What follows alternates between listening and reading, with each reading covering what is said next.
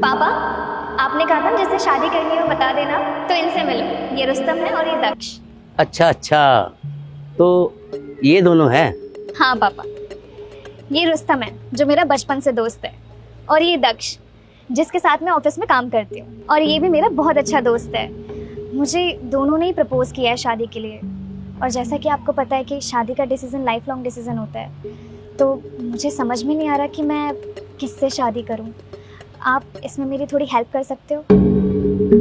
अच्छा, मैं अभी दूर कर देता हूँ।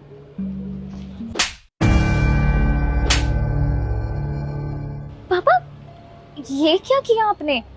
अंकल, ये क्या बदतमीजी है? आपने मुझे थप्पड़ क्यों मारा?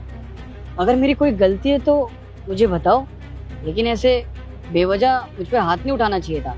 मानता हूँ कि आप सुमन के पापा हो और एज में आप मुझसे बहुत बड़े हो, लेकिन ऐसे हाथ उठाओगे तो मैं बिल्कुल बर्दाश्त नहीं करूँगा। अरे क्या हो गया भाई, वो हमसे बड़े हैं।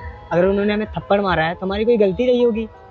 अंकल, आप बड़े हो मेरे से, आपने मुझ पे हाथ उठाया, पर मैं इसकी तरह बदतमीजी करके आपसे कोई सवाल नहीं करूँगा। और अंकल, आप मेरे पापा जैसे हो। पापा जैसे हैं, लेकिन आज तक बेवजह मेरे पापा ने भी मेरे पे हाथ नहीं उठाया। अगर मेरी कोई गलती है तो बताइए मुझे। पापा, मेरे साथ चलिए। पापा, आपने ऐसा क्यों किया?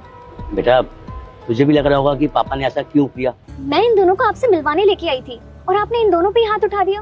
अरे बेटा, तूने तो कहा था मैं ये दो लड़कों को लेकर कंफ्यूज हो रही हूँ कि मैं पापा शादी किससे करूँ। मैंने ऐसा इसलिए किया कि तुझे समझ आ जाए कि तुझे शादी किससे करनी है।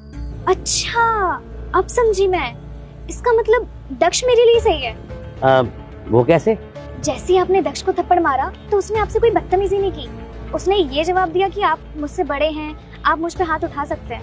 और दूसरी जगह जब आपने रुस्तम को थप्पड़ मारा तो उसने तो आपसे उल्टा बदतमीजी की, उल्टा सवाल करने लग गया कि आपने उस पे हाथ क्यों उठाया। तो इसका मतलब मेरे लिए दक्ष ही सही लड़का है।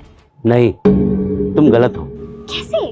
वो ऐसे कि दक्ष जो है ना, वो हमारे सामने अच्छा बनने की कोशिश कर रहा था। वो दिखावा कर रहा था। जैसे वो दिखाई देता है ना, ऐसा वो है नहीं।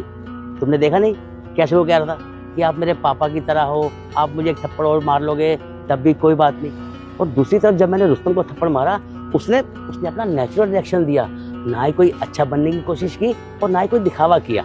बस उसने तो मुझसे ये पूछा, अगर मेरी कोई गलती नहीं है तो आपने मुझे थप्पड़ क्यों मारा है। बेटा, रुस्तम ना सही के लिए लड़ सकता है, तुम्हारे लिए भी और अपने लिए भी। चाहे उसके सामने कोई भी हो, वो गलत के लिए आवाज उठा सकता है। समझ गई पापा।